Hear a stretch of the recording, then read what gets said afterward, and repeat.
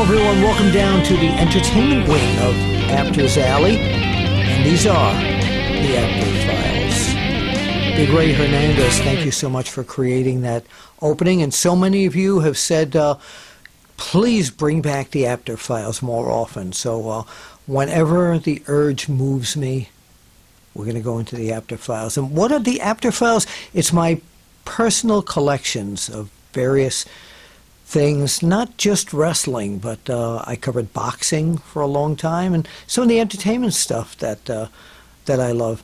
And people who come and visit here look at the memorabilia and the various trinkets and things I have down here at Apter's Alley, and they say, why don't you talk about this on the next APTER File? So I have a pile of stuff right down over here.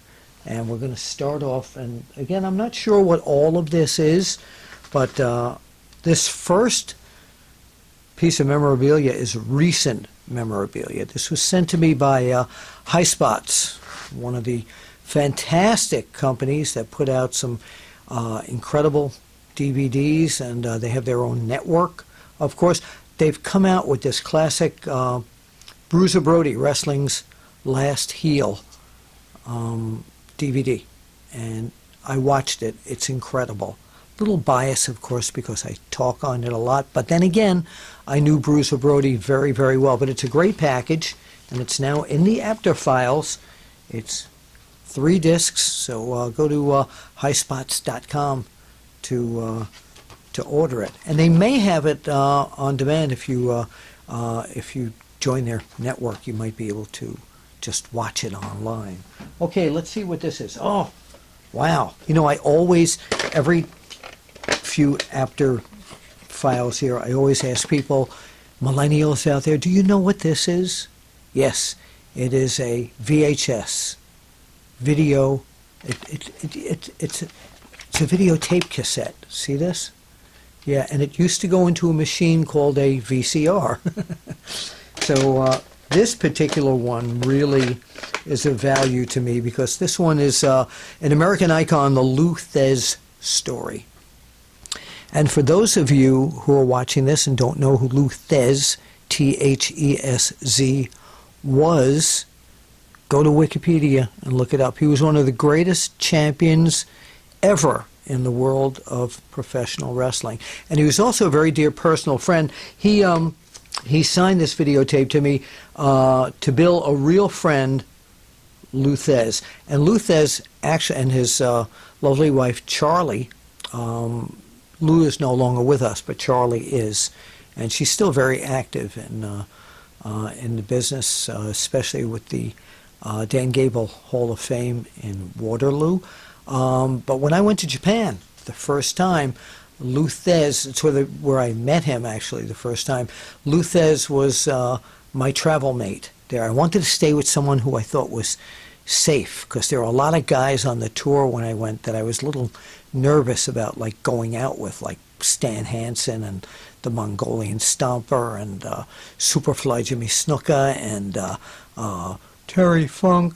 Yeah, well, guys that like to go out and party. I did too, but I was a little more conservative, so I figured on my first trip it would be good to stay with Thesz. And I got to know him so well that he became an honorary godfather to, and Charlie, godmother, of course, to my kids, Haley and Brandon. They used to call him Poppy Lou #2, because they had a Poppy Lou #1.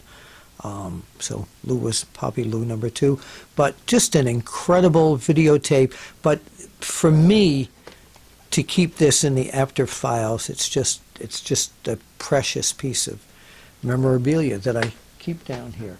Oh, so you people who know me really well, and you know all about my likes and dislikes, most of them are likes though. You know I'm a fan of Jerry Lewis. Now, a lot of you people don't know who Jerry Lewis is. Jerry Lewis was the original Nutty Professor. Had nothing to do with Eddie Murphy, because a lot of people, I'll mention Jerry Lewis and they'll say, oh, wasn't he in the Eddie Murphy movie of the Nutty Professor? Jerry Lewis created the character of the Nutty Professor, wrote the movie,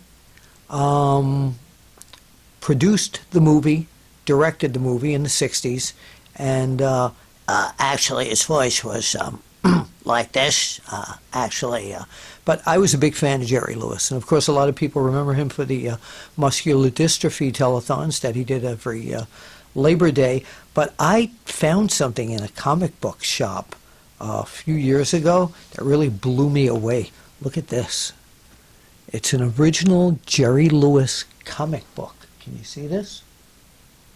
So if you're a fan of Jerry Lewis, like I was and still am, even though he's in his 90s now, yeah, he's still around. Not Jerry Lee Lewis, not the country music singer, but this was DC Comics, The Adventures of Jerry Lewis, and it was only 15 cents, this entire comic book. I wonder what I could get for it now. And inside that comic book, this was an insert. It wasn't in the original comic book, but I found this at another store. One of Jerry's movies, he directed and produced all his own movies, called The Sad Sack. Check that out. This is like a little flyer that they would post outside the theater there. And this is the original one for The Sad Sack. So if you're, oh, look at this. Actually, it was an entire little brochure. So, I'm just looking at this now. Viacom on top, the company Viacom Features, they put this out as a teaser. This wasn't a lobby card. This was a teaser for this movie. So, yeah, again, I wonder what the heck that would be worth right now. If you're a collector and you know anything about that, let me know. And, all these comic books had these great, in the back there, they had all these ads for all these great gimmicks. Let's see what we have in here. We've got famous name prizes or cash from free sample cards, just $1. You can get a little TV set. This is great stuff. Great collectible stuff, and they are in the APTER files. A picture that somebody dug up. Okay, let's take a look at this. This is me many years ago. You can see I look a little bit different now. I had glasses and a suit on. I've since lost the glasses. I mean, I know where they are, but I don't use them anymore, and I don't wear contacts. But anyway, this is a picture of me with Chief J. Strongbow. And Chief J. Strongbow, I first met back, my goodness, in the I'd say in the mid-70s. He was such an iconic star in the WWF, which stood for the Worldwide Wrestling Federation, and he had such an amazing style. He was such a great character. His real name was Joe Scarpa, and he wrestled for many years in Florida and Georgia as Joe Scarpa. But when he was over really well. But once that metamorphosis kicked in, and Vince McMahon Sr. created, along with some of the other people there, created Chief J. Strongbow, it meant all the difference in the world. Somewhere in the next few weeks, I have some audio clip interviews with Chief J. Strongbow. Had the greatest war dance in the whole world. He really did. And my favorite part was when an opponent would whip him into the ropes. When he was just about near the opponent, he would do like a baseball slide under their legs and come up and tomahawk chop them. So absolute great wrestler, great guy too. I knew his whole family, and I miss him. Chief J. Strongbow. If you have any memories of some great matches or times you met Chief J, send them to me at well, you just put it down here on underneath here on YouTube. That would be great. I love this shirt. This is a t-shirt, and I believe that Taz and Tommy Dreamer designed this. This is an original Hardcore Heaven August 17th, 1997, live on pay-per-view t-shirt. Now I'm going to get up to show you. Look at this. Look at all the characters on this shirt. And they're like rubbery to the touch. So this is another great piece of memorabilia that I have down here in Apter's Alley. And this is the back of the shirt.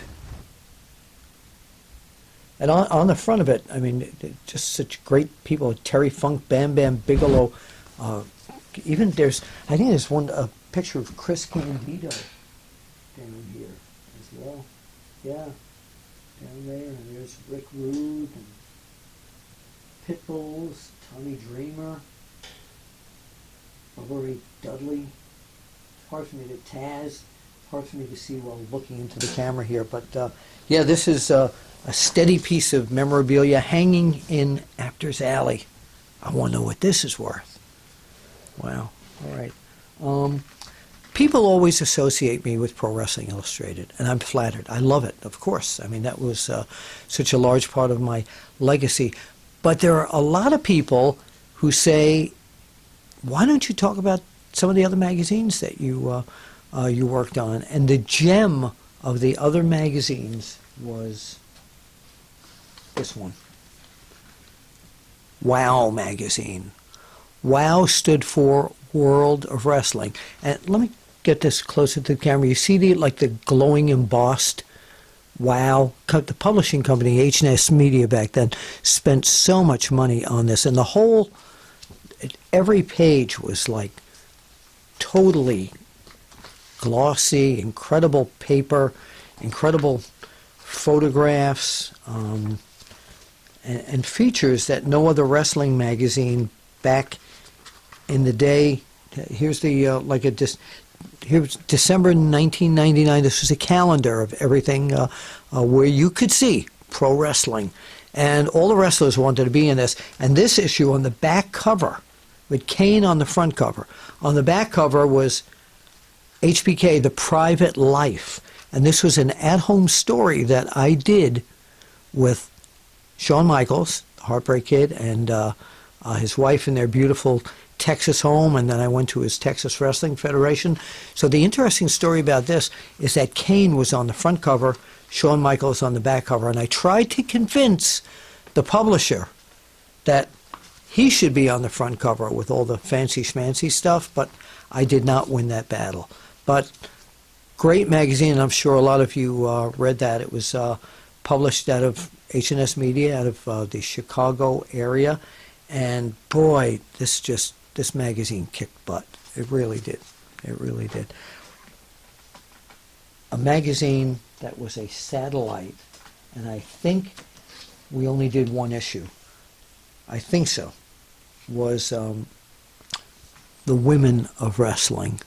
Wow, The Women of Wrestling. And check this out. That was Pamela. I have to look up her name here. But these were like Pamela Paul Shock. Yes, right on the cover there from WCW. But this was an incredible photo album of like all the bombshells of pro wrestling back then. Look at this. Here's Victoria way back when. So I wonder if some of you people not only collected the entire catalog of WOW, but this was too. And on the back, this reminds me of, we did Bill Apter's WOW Extra magazine.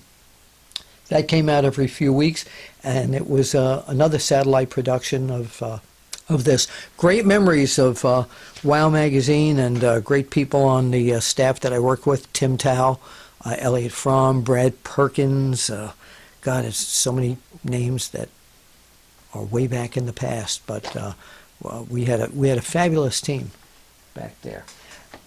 You people might not know. We were talking about High Spots before. Highspots.com. Do you know that many years ago they did this? The Bill Apter shoot interview.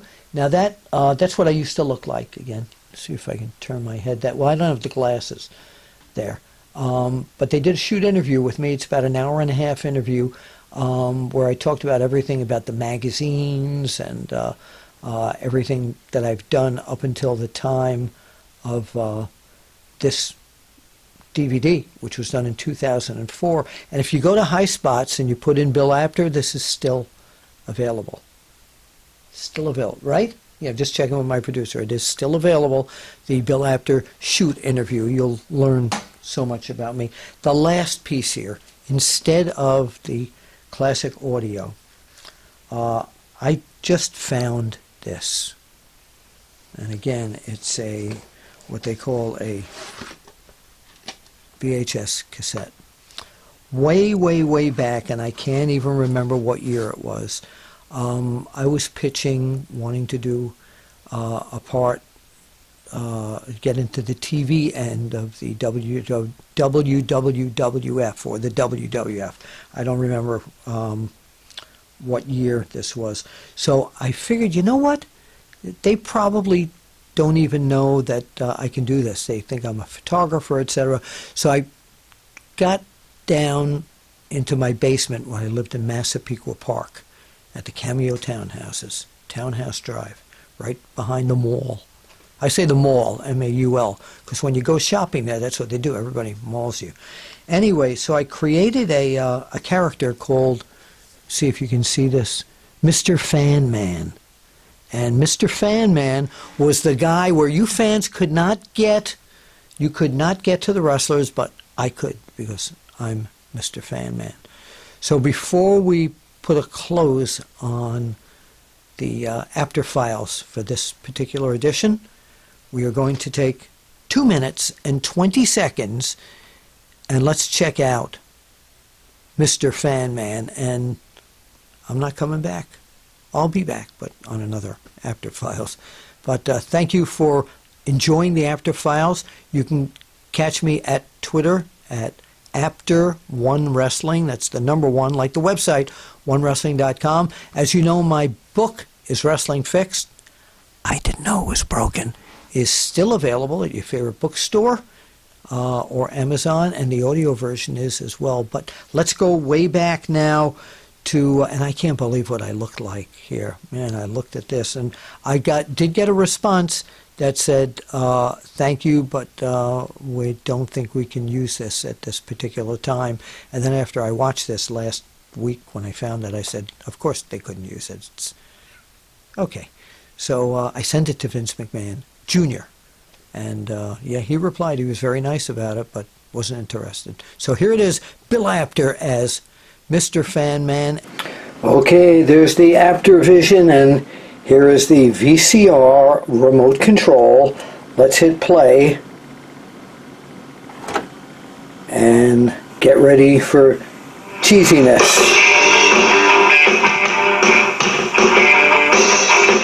I produced this too. Yikes.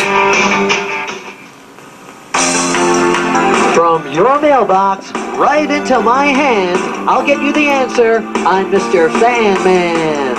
That's me. Ay, ay, ay. Hello, wrestling fans in the WWF. This is Mr. Fan Man. Look at all this mail from all over the world. Mr. Fan Man just inundated with fan mail, as you know. You send in a question to ask your favorite superstar wrestler of the WWF. We will ask him, we'll go into the locker rooms to their training camps and ask them these hard-hitting questions, wrestling fans. If your question is used on the air, you'll receive a prize from that superstar wrestler. Wrestling fans, incredible this week. Anthony Savarese of Massapequa, New York, said, Mr. Fan Man, go to Tony Atlas's training camp, find out why the Duke, his manager, is always interfering in matches. It really bothers me. So, wrestling fans, let's go to Tony Atlas's training camp as we hit him with that question about the Duke. Wait a minute, Tony, also, when you were in the WWF, you used to complain that people like... What do you mean complain? I never complained. You complained to me many times that people like Lou Albano were interfering in matches, causing you to lose, and now you have a manager, the Duke, who also interferes in matches. How do you defend this? Duke never interfered. You never sit down. He never interfered. Dozens of times. I don't lie. He never interfered. Never did. Nope. Nope. You're lying on him. I don't know if I can Only thing he's there, he's just there to look after my interests. There it is, Anthony Savarese of Massapequa, New York. Mr. Fanman went and got you the answer, and you get a great big prize. Don't forget, send your letters to your favorite superstar that you want answered no matter what it is to Box 48, Stamford, Connecticut, here at WWF Mr. Fanman headquarters. Mr. Fanman will be in Houston, Texas at the summit next week at the big WWF card. Come on up, shake my hand. You can't get the answer. I can, because I'm Mr. Fanman. That guy was really annoying. See you at the matches. Let's hit the remote.